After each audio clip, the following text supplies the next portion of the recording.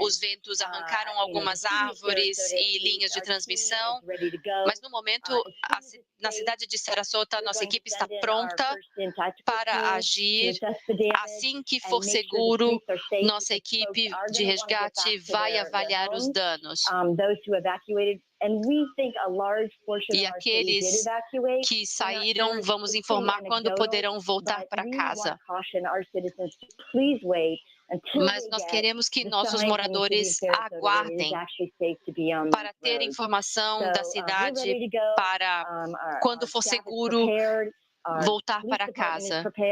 Mas quando for o momento, nossa equipe está pronta, os socorristas estão prontos, nosso departamento de serviços públicos, então tudo está pronto para garantir que nossos cidadãos estão todos em segurança. Vice-prefeita Jen Hancock, muito obrigada por sua participação. Eu quero então agora voltar para Chad Myers, nosso meteorologista, para nos dar informações sobre a trajetória do furacão Milton. Bem, as pessoas em Orlando e Kissimmee estão vendo o pior agora. Com os ventos vindo do oeste em Venice, a cerca de 160 km por hora, essa é a área que vai enfrentar agora a maré de tempestade. Sarasota, com ventos vindo do norte, e Tampa e St. Petersburg, com ventos vindo do leste. Então, toda a seção do olho do furacão está atuando nessa região. Então, há emergências de enxurradas acontecendo agora, e isso pode ser um local perigoso. É significativo em reuniões populosas.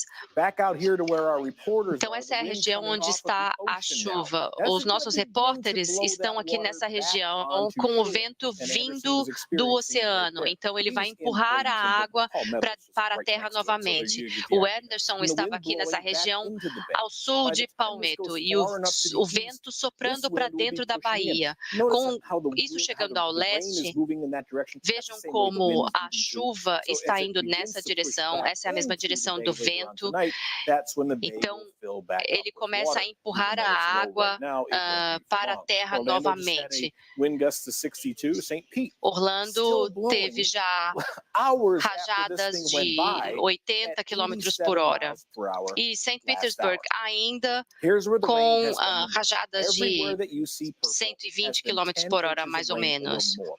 Todas as regiões em roxo no mapa já tiveram 250 milímetros de chuva. Em St. Petersburg, foram 380 milímetros de precipitação. Então, ainda é um furacão de categoria 2, apesar de já ter tocado o solo há cerca de 3 horas.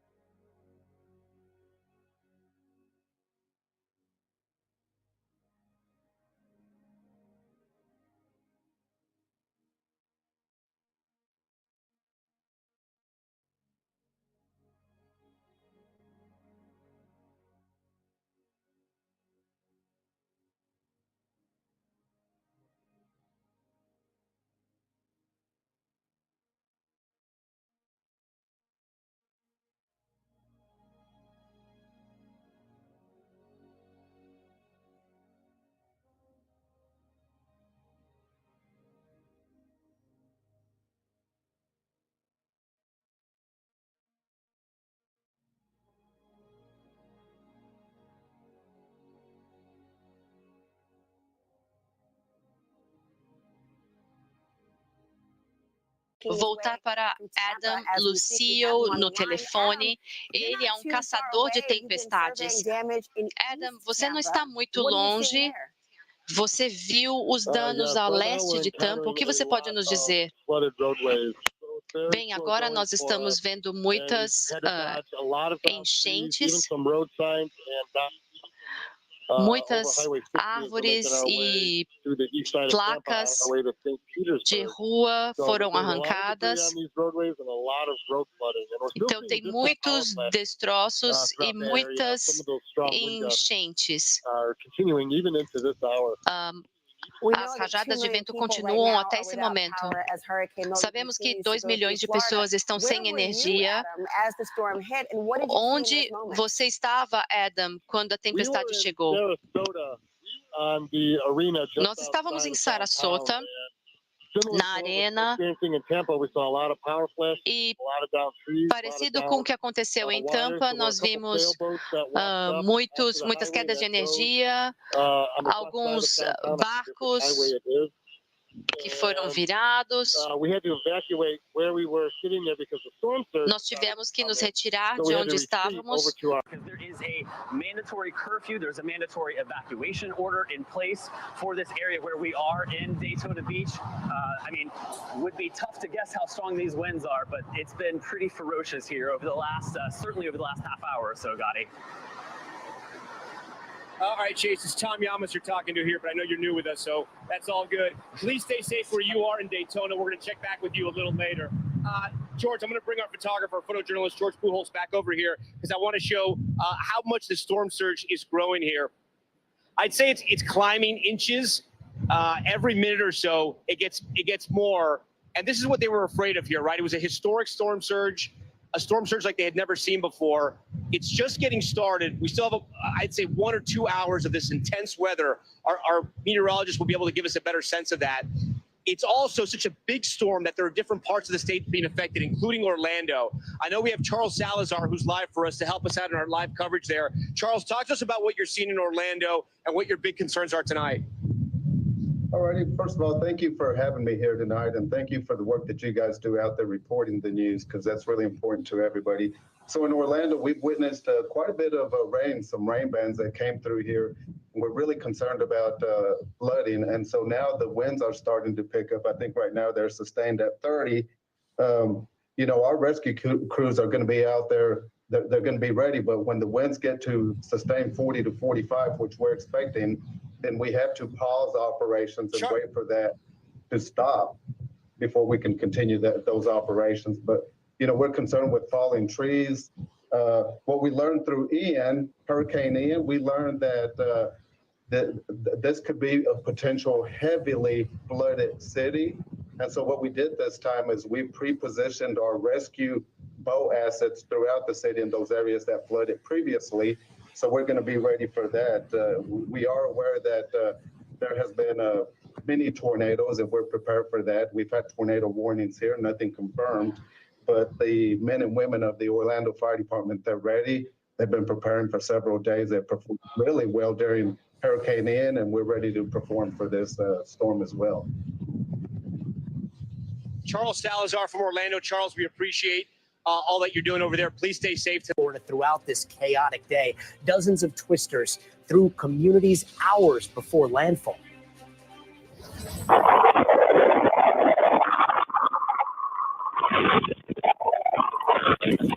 Again, that is ahead of the hurricane. Some areas already reporting roofs torn apart and people hurt. There were more than 100 tornado warnings today, the most ever in Florida in a single day. We will have special coverage over the next 2 hours tracking Hurricane Milton as it makes landfall. Our team of correspondents are on the ground all across Florida, and top story anchor Tom Yamas will be guiding us through these critical hours as he rides through the hurricane from the ground zero of Sarasota County. His team is repositioning as we speak. But first, for an overview of what so much of Florida is facing right now, let's start with NBC News meteorologist Angie Lastman. Angie, we've got that super destructive eye wall that has inched closer to where Tom and his team have been. Now he is inside of that eye wall.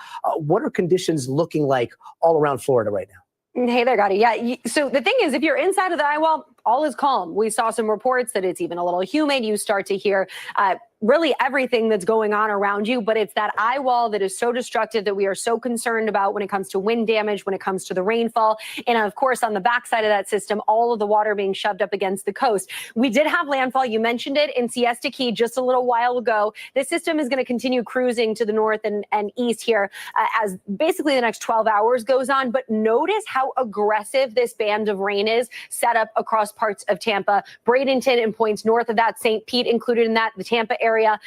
We're watching the eye kind of right around here. The south of that, that's where we're starting to see the storm surge really ramp up. It's been ongoing. It's going to continue to get worse here as we go through at least the next 2 hours for areas Sarasota and points south towards Venice, even Naples recording 5 to 6 feet of storm surge already. Those numbers are going to continue to be on the rise here as the next couple of hours go by. Notice this blue box. That's an extreme wind warning. That's going to go until 9:30 tonight. I wouldn't be surprised if it gets extended. That means that basically you're talking about very aggressive and destructive winds. The National Weather Service tells you to act like this is a tornado warning happening right over you. So that's exactly what people should be doing if they chose to stay in this area for inland areas along I-4, Tampa Bay, St. Pete, all of that included. And again, stretching down into the Bradenton area where you see these purple and red returns on a radar. That means torrential, really aggressive rainfall at the same time. This system is kind of north loaded. So you see on the northern side of the eye wall, that's where the strongest winds are, and that's where the heaviest of the rain is. On the backside, it doesn't mean that there aren't, really damaging effects happening there with the eye wall, but if you're in this area, you're going to see more power outages here. You're going to likely see, as the sun comes up tomorrow, a lot of wind damage going through this eye wall in places like Bloomingdale, St. Petersburg, Tampa, Clearwater even. And that's just the wind damage that we'll watch for there. Now, one thing to note, this system is going to stay together as a hurricane here as it crosses the state. It'll do so pretty quick. Notice this is 2 p.m. on Thursday. It's already out in the Atlantic. So I would say by 11 a.m., maybe noon, it'll be out of the state of Florida and off into those ocean waters. But it's still going to be a Category 1, and we're still going to see those Category 1 hurricane force winds associated with it as it works across central Florida, Orlando area, and across the Space Coast as well. On top of that, those heavy rains will also be there. When it comes to the storm surge, this is what we feared so much leading up to this storm system.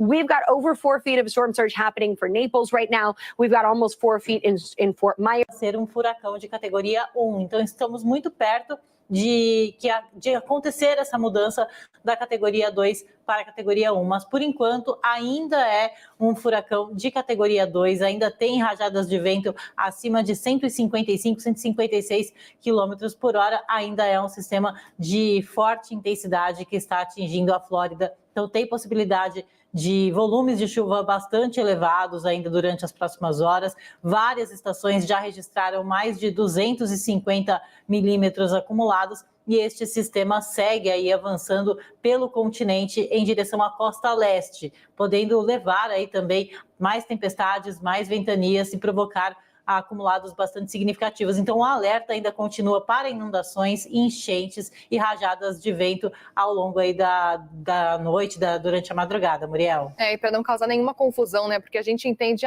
tá indo para a categoria 1, isso significa que a situação melhorou muito. A tendência é que não, porque a gente tem visto os estragos que ele tem deixado, né? Importante dizer que ele tocou o solo na categoria 3 ainda, acabou perdendo força para a categoria 2, mas ele está varrendo por onde está passando, né? Então a tendência é que ele passe praticamente pelo meio aí da Flórida e acabe alternando e acabe trazendo muita destruição por grande parte da Flórida, levando em consideração que a gente já tem agora 2 milhões de pessoas sem energia, isso nesse momento na Flórida, e é um cenário que a gente vê, Maria, em que, porque o Milton ele é tão grande, ele acabou se espalhando tanto, o cenário de destruição ainda é muito difícil de entender realmente qual deve ser. A gente tem visto agora na CNN Internacional muito dos relatos dos repórteres que estão ao vivo nos locais, mas para realmente ter a dimensão do tamanho desse impacto, do tamanho do furacão Milton, ainda vai ser necessário mais algumas horas, né? Exatamente, Muriel. É necessário, né, esperar pelo menos a tempestade mais intensa passar para que a gente possa contabilizar os estragos, ver o que de fato aconteceu com a passagem deste sistema. Mas o que a gente percebe pelas imagens de satélite, pelas imagens de radar, é que é um sistema de grandes proporções, né? Atingiu toda a península da Flórida, provocou rajadas de vento de moderada a forte intensidade em diversos pontos, rajadas, né, muito intensas neste momento, inclusive, e a previsão ainda é de chuva. Então, é necessário realmente esperar essa tempestade mais intensa perder força, diminuir, para poder contabilizar os estragos que aconteceram até agora, né? Temos já várias regiões sem energia elétrica, sem abastecimento de água. This is a rough drive on I-4 moving through the Orlando metro either direction. You never see it empty like that, even at 12:36 at night Eastern time. Thankfully, it's for a reason. Folks are staying out of this as some of these strong winds and the heaviest rain move on through. This is what I was talking about. Over the last 24 hours, 18.31 inches of rain in St. Pete. This was after a record surge, saltwater from Helene, less than 2 weeks ago, just a little bit less than 2 weeks. Clearwater Beach also set their storm surge record from Helene. Problems with salt water. The cleanup is just getting started. We've showed you here on Fox Weather the many, many scenes of debris, folks just ripping out, gutting parts of their homes that were flooded from Helene, and there just hasn't been enough time to clean up. It's impossible with the size of that task in the short amount of time. Here comes another major hurricane, and now many of these places up into the double digits for rain totals. Just brutal. And you look at how this rain came down. In the past 6 hours in St. Pete, almost 13 inches of rain. So you've averaged at least 2 inches per hour for the last 6. That's going to cause flash flooding effectively anywhere in this country, and it has some of the flash flooding. That's why the flash flood emergency was issued, meaning there's a significant center circulation will be well offshore by then, but the winds will still be very strong for folks along the coastlines. Around daybreak tomorrow, 6, 7 o'clock, we're still going to see 60-mile-per-hour wind gusts in New Smyrna Beach, about 50 to 60-mile-per-hour wind gusts in Daytona Beach and Palm Coast, 65 in Titusville, while inland areas are still going to be quite gusty, but not as strong as our coastal locations. And then finally, as Milton inches farther away from the coast, we'll start to see those winds gradually die off a bit for inland areas. Coastal areas still expecting wind gusts about 35 to 45 miles per hour. Then as we go into around lunchtime this afternoon, we start to see those winds gradually ease. And then by late tonight, typical, more manageable winds here across central Florida. So it's going to take through about midday for those winds to ease. Coastal areas might be a bit longer. Here's looking at your Central Florida certified most accurate forecast. So we're still going to see the potential for impacts through about lunchtime today. And then after that, we are going to see things calm down, drier weather, and yes, temperatures in the 60s, a taste of fall that's going to be coming this upcoming weekend. Back to you guys. All right, Kim, thank you very much. Speaking of the winds and the power outages, we know they're coming. So if the power does go out for you, or West 2 is simulcasting on the radio right now, you can listen in on Magic 107.7. You can also listen on the iHeartRadio app by tuning in. Bay Area.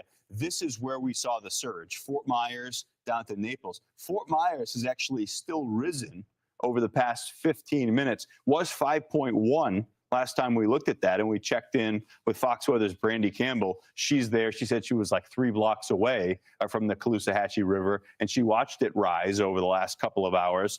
It's still risen fractionally, but that trend is still up, so we'll have to watch it. 5 feet is the threshold there where they consider it major flood stage, so we'll watch that. Venice, 107 miles per hour. Egmont Channel, that's right at the mouth of Tampa Bay, 105. And if you wondered what caused that damage to Tropicana Field, if you've seen the crane that came down in downtown St. Pete and the many other scenes of wind damage that's occurred, it's because we've recorded wind gusts well up over 100 miles per hour. Same story in Sarasota. Bartow over into inland areas too, 94 miles per hour. These are big wind gusts finding their way. Bartow's out into Polk County. Yeah, so a big wind gust. That was probably in that feature that we talked about. That's what's left of it, moving out I-4, something like this, eventually finding its way close to the Space Coast, Merritt Island, Kennedy Space Center, points north from there. We've got those flash flood emergencies, which continue, this one until 4 a.m., and flash flood warnings that take us all the way across the state. That feature has eroded some. It's nowhere near as intense as it was, but it's in a bad spot, right over much of the Orlando metro and right over I-4. We'll watch as this continues to move east. Yeah, that kind of shows you the cycle of this. If it maintains some of that, maybe we'll see more of those flash flood warnings upgraded. We're watching it, and we'll keep you updated. That's what's happening right now with the heavy rain and the big wind gusts. Coming back, we'll talk with more of our damage that it caused over there. That's again in St. Lucie County. Let's bring you back to our own backyard once again. Things are getting bad in Orange County. We have a crew stationed in Winter Park. This is our tower camera. It's actually over our studios right here on I-4, and you can see things are getting bad out there. We have some wind, we have some rain, and we have Kristen Lago, who is live from Winter Park tonight. Kristen, so every time we see you, I feel like you're just, okay, here we go. We're getting dumped on by rain. How is it out there? Yeah, it's definitely gotten progressively worse the later it gets in the overnight hour. Of course, we are under an awning to protect the camera equipment, so this kind of runoff here is from the awning, but behind it, the rain has definitely gotten a little bit worse, and the wind has started to pick up, causing the rain to kind of pelt me across the face from the back and against my legs as well. So it's coming at me in sort of all directions right now. I'm going to step aside so you can kind of get a look at what it's looking like out here locally in Winter Park. It's pretty windy out here, and we are getting those larger wind gusts that are sort of blowing the rain around. But if you pan down the camera, you can kind of see the water collecting there in a large puddle. And in a backyard like this or in a patio setting like this, that might not be too concerning, but it kind of gives you an idea of what you might be seeing on the roads outside. So if you look beyond towards Wymore Road in particular, you can kind of imagine that the water is well as this rain just continues to beat down in this area of Winter Park. So that's a concern for flooding. It's also just not as the water collects there and these winds continue to rage. I think you can kind of get a better idea of the wind gust that's going on right now. So this is coming and going. This one's pretty rough right now. You can kind of tell through this picture that conditions are continuing to worsen. The longer I'm out here, I think the picture paints itself. So not safe to come out here. Shelter in place. If you're going to sleep, stay inside and kind of let the reporters kind of show you what it's like out here. Live in Winter Park, Kristen Lago, back to you. All right, great advice. Thank you so much, Kristen. Thank you for standing out in the elements for us. One other place that I keep noticing every time we go out to it, Daytona Beach, feels like it hasn't gotten a break from the rough conditions over there. No, a lot of wind and earlier this evening, we saw Haley have to duck into almost a hallway and alleyway, something like that, to get away from the wind. Let's get out to West Shoe's Haley Crumblehome live in Daytona Beach. Haley, we see you. We see your jacket flipping around, and we see you holding onto your hat there. Yes, we're just kind of dodging small debris at this point, but with all this wind, it seems like any minute we're going to start to see some really big pieces come down here. And the wind has been the biggest issue, but the rain is starting to accumulate. If you look, there's still some light out here. You can see the street kind of across from us is starting to get covered in water, and there's more rain to come, so that's sure to continue. Now, at this point, just in the last couple of minutes,